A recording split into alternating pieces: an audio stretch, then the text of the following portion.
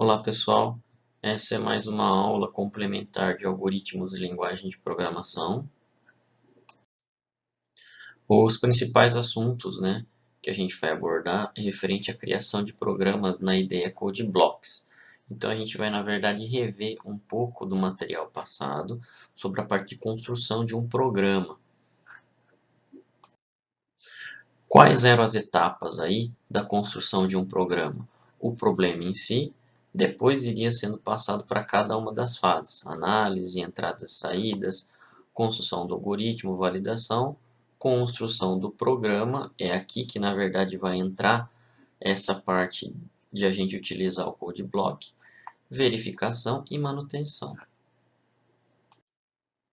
Então, a gente vai iniciar aí pelo problema em si, correto? Qual seria aí a nossa definição ou texto que a gente precisa entender para depois seguir para as próximas etapas. Nesse nosso caso, o problema seria que então João comprou um terreno em Catanduva, São Paulo, a qual possui medidas de 150 por 90 metros. O mesmo estará fazendo um prédio comercial, a qual utilizará metade do terreno para fazer um edifício e a outra metade do terreno para fazer um estacionamento. A ideia de João é dividir o terreno em dois triângulos retângulos, uma para seu estacionamento e a outra parte para seu edifício. Qual o tamanho de cada área separada do terreno? Então, essa é a nossa descrição do nosso problema. Então, isso daqui, na verdade, a gente vai precisar entender e interpretar para a gente poder depois fazer os próximos passos aí para a construção de um programa. Bom, então agora a gente vai para a parte de análise realmente do problema, né? Então, fazendo a interpretação do problema, né, nós temos aí o terreno de 150 metros por 90 metros, não sabemos o que é profundidade, não sabemos o que é largura, mas para o problema em si também não vai importar tanto. E o que o João precisa? Ele vai fazer a divisão desse terreno em um triângulo retângulo. E ele quer saber, na verdade, a área de cada um desses triângulos retângulos aí. Com isso, fazendo a análise, a gente vai para a parte de entradas e saídas, né? Quais são os dados de entrada e quais são os dados de saída que a gente vai precisar mostrar para o usuário. As entradas, então, seria justamente o que? A largura e a profundidade do terreno, tá? Ambos em metros. Então, quando o usuário digitar, ele já tem que estar ciente que está digitando metro. Poderia ser qualquer outra unidade de medida, centímetro, milímetro, quilômetros, correto? Mas a gente já vai deixar especificado que o usuário vai estar entrando com dados, certo? Sendo a unidade de medida metro. E qual seria a saída? A saída seria o resultado, o tamanho do triângulo retângulo, que é o que o João deseja saber aí para construir, né, as duas partes do prédio comercial dele, o prédio em si e mais o terreno. Bom, vimos então, né, as entradas e as saídas, agora a gente vai para a construção do algoritmo. Né? Nesse nosso caso, a gente vai trabalhar com dois algoritmos aí. A gente vai trabalhar com o fluxograma e mais a pseudolinguagem. No nosso caso, então, o fluxograma, nós temos o que? O início, né? Ó, o símbolo depois que a gente tem é o símbolo de entrada ou saída. Nesse caso, é uma saída. Escreva, digite a largura do terreno. Então, essa mensagem aqui vai ser impresso em tela. Para quê? Para que o usuário possa saber que ele vai precisar digitar a largura do terreno. Posteriormente, a gente tem o que? Uma entrada. Leia a largura. A largura aqui, ó, ela é uma variável. O lei é um comando de leitura. Então, ele vai guardar o que o usuário digitar nessa variável largura e vai guardar em memória. Correto? Então, nós temos aqui uma saída. Para quê? Para que o usuário saiba. É só simplesmente uma informação. E a entrada é a digitação do teclado em si, que ele vai pegar e vai digitar algum valor da largura do terreno. O próximo slide vai ser uma continuação aqui. Então, nós temos aí a continuação, número 1, né, que é referente ao slide anterior, e a saída, novamente, escreva, digite a profundidade do terreno. E mais uma vez a entrada, leia a profundidade. Leia a profundidade é o que? É o comando de fazer a leitura, certo? Da variável profundidade, colocando ela em memória. Vamos seguir para o próximo slide, que é referente à parte a continuação 2. Iniciando a continuação 2, nós já temos os valores de largura e profundidade. Agora, nós vamos precisar fazer um processamento, ou seja, uma conta, um cálculo, correto? Então, resultado recebe largura vezes profundidade dividido por 2. Por que essa conta aqui? Porque essa conta, na verdade, é o quê? É o cálculo do triângulo retângulo. Eu tenho a minha base vezes a altura dividido por 2. Toda essa conta vai para uma outra variável chamada resultado. Posteriormente, tendo o meu processamento feito, eu tenho a saída, que é a exibição na tela. O tamanho de cada triângulo retângulo em metros é essa parte aqui, que está entre aspas, está sendo o que? Está sendo o escreva, né? Vai ser exibido em tela. Vírgula, resultado. Resultado não é a minha variável do processamento? Então, se eu tenho uma variável, ele na verdade não vai mostrar a palavra resultado aqui na saída. Ele vai mostrar o valor que tem o meu processamento, o valor que foi calculado na verdade, né? Então, supondo aqui que o meu resultado deu 100, 200, aqui na saída também vai ser exibido o número 100 ou o número 200. E simplesmente depois a gente vem para o fim, correto, do nosso fluxograma aí.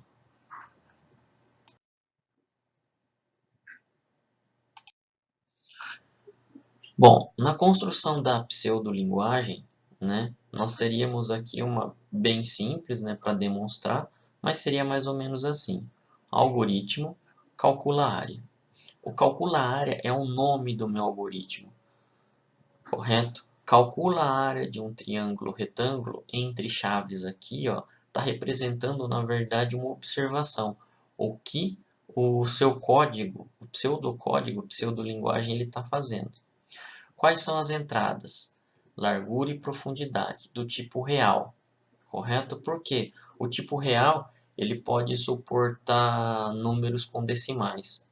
E a saída? A minha saída vai ser o resultado. Então, isso daqui são variáveis, correto? Do tipo real também. Início e fim. Ó. Isso daqui está representando o início e o fim mesmo que a gente tem lá no nosso fluxograma. Ler, largura, vírgula, profundidade.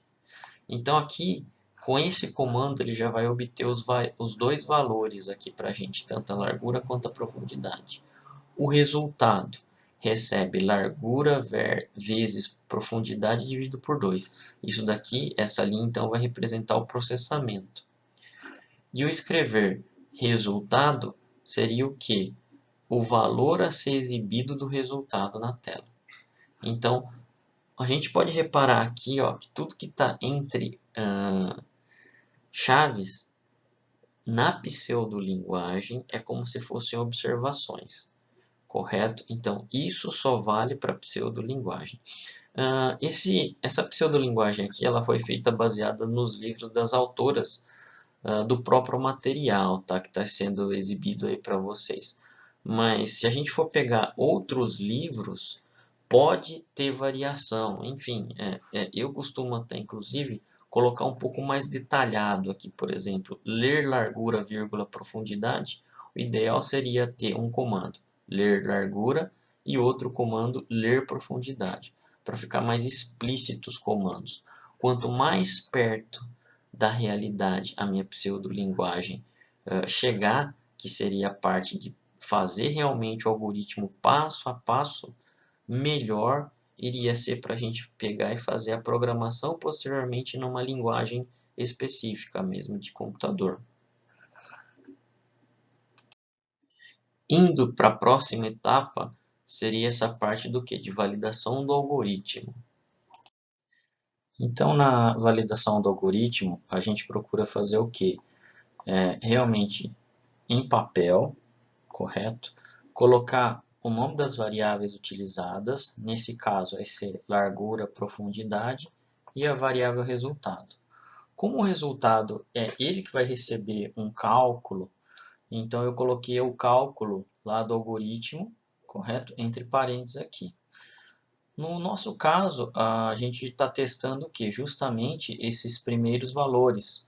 Largura 90, profundidade 150, né? E depois eu tenho o valor do meu resultado. Então, o que a gente tem aqui? Largura 90 vezes profundidade 150 dividido por 2. O valor é 6.750. Eu aproveitei e coloquei também o que? Outros valores, justamente para a gente testar, correto? Então, largura 100 mais profundidade 100, né? Dividido por 2 dá 5.000. Na verdade, é largura 100 vezes profundidade 100 dividido por 2 dá os 5.000. E depois aqui um resultado que seja do tipo real, que contenha vírgula. Largura 125 vezes profundidade 51 dividido por 2, 3, 187,50.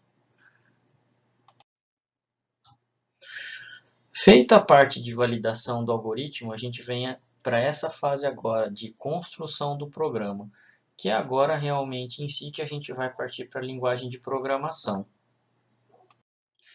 Na construção do programa, então a gente tem o que? Logo aqui em cima, né, a pseudolinguagem, que é o que a gente já tinha feito lá nos slides passados, e agora a gente está pegando essa pseudolinguagem e transformando realmente o que? Numa linguagem de programação. Nesse caso, estamos utilizando a linguagem C, para a gente poder fazer com que ela seja implementada para poder ser realmente executado dentro de um computador, correto? A gente pode reparar aqui que, mesmo a pseudolinguagem sendo a linguagem mais próxima, vamos dizer assim, de um computador, de uma linguagem de programação, ela não é totalmente igual, né? Então aqui, ó, em cima, algoritmo, né, onde a gente tem essa parte aqui do nome, por exemplo, aqui do calcula área, né? Ela equivale o quê? Ela equivale a essa parte aqui, ó, o nome do arquivo mesmo, correto? Na linguagem C, a gente vai ter uma linha chamada include stdio.h. A gente não precisa aprender agora o que é isso, mas é importante a gente colocar. Por quê? Porque seria parte da biblioteca que a gente está utilizando. A gente vai comentar um pouco mais depois, né? O que seria o fim e o que seria o início correspondente aqui à pseudolinguagem? Seria essas partes aqui, ó, né? A parte de abrir as chaves e fechar as chaves. Isso seria o início e o nosso fim do programa. Então, é isso que delimita a quantidade de código que a gente tem, né? Posteriormente, a gente tem aqui, né, ó, entradas, largura, vírgula, profundidade do tipo inteiro, né? E saídas, resultado real. Quando a gente vai fazer a declaração na linguagem C, a gente na verdade não faz distinção do que é entrada ou que é saída. Na verdade é tudo variável para a linguagem, mas ela corresponde ao que, né? Ó, a float, largura, vírgula, profundidade e float resultado. Então tudo isso tudo isso são variáveis. Reparem que é o seguinte, aqui na parte de entradas existe inteiro, né? E na saída real. Para o nosso programa funcionar, isso daí é uma característica da linguagem, tá? Eu tenho aqui o tipo float declarado na linguagem de programação C. O tipo float equivale ao real. Então, ó, essa parte aqui equivale a essa. O tipo inteiro, na verdade, é do tipo int, mas a gente vai declarar do tipo real por quê? Porque tanto a largura quanto a profundidade pode ser, né, que tenha realmente aí vírgula, né? Então eu tenho 100 metros e meio, eu tenho 90 metros e 35, né? Então eu posso ter aí nesse caso realmente números decimais. E o resultado, como é composto de uma divisão, o cálculo pode ser que realmente tenha aí ser um resultado float de qualquer forma, correto? Agora aqui, depois que eu tenho aqui no início do meu algoritmo o ler, largura, vírgula, profundidade, na minha linguagem C eu tenho equivalente ao quê? Que é o comando scanf, né? %f aqui, né? Entre aspas, porque a variável que a gente está fazendo a leitura é do tipo float. F então é de float, correto? E comercial, largura. Largura não é a variável que eu acabei de declarar aqui em cima? Então, ela também vai vir aqui, só que com E comercial. O E comercial, ele quer dizer memória. Então, nós declaramos a variável largura, ela vai ser feita uma leitura dela e vai colocar em uma posição de memória, tá? Mas, tecnicamente, a gente não vai precisar aprender, mas depois seria legal, se vocês tiverem curiosidade, procurar como é feita essa alocação. A mesma coisa está sendo feita aqui, ó, pelo e-comercial profundidade. É a minha variável profundidade que está sendo declarada aqui, ó, certo? Do tipo float. Reparem que ali na pseudocódigo, na pseudolinguagem, a gente tem o que? Ler, largura, vírgula, profundidade. Como se fosse um comando só. Mas na linguagem C não, ó, são dois comandos. Scanf e depois outro scanf. Correto? Depois eu tenho a parte de processamento. Resultado recebe largura vezes profundidade dividido por 2. Reparem que é bem parecido aqui, ó, ao que a gente tem na linguagem C. Resultado igual a largura vezes profundidade dividido por 2. Tá? E finalmente o escrever aqui da pseudolinguagem resultado. No nosso caso, ó, vai ser o printf %8.2f de resultado.